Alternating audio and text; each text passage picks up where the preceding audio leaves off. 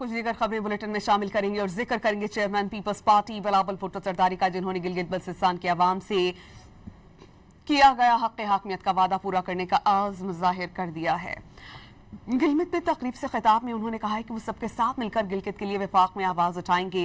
उन्होंने वाज़ेह किया कि गिलगित बल्तिस्तान और आज़ाद कश्मीर को अब पुराने तरीक़ेकार पर चलाया नहीं जा सकता।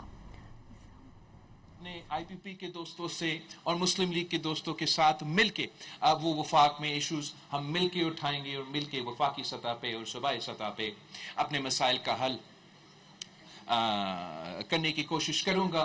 जो हक़ मलकियत के बारे में पाकिस्तान पीपल्स पार्टी ने आपसे वादा किया है, अब जिम्मेदारी है आपका हुकूमत का, आपकी अपना हुकूमत का, कि इस वादा पे अमल दरामद किया जाए। मैं कश्मीर जा रहा हूं, मेरा मंशूर होगा कि आने वाले नस्लों को यह बताना चाहता हूं कि मैं मानता हूं कि जिस अंदाज से पाकिस्तान गिलगित बल्तिस्तान और आज़ाद कश्मीर को 1947 से चला रहे हैं, वो तरीक़ेकार, वो रवैया, वो स्टेटस को अब 2026 में नहीं चल सकता।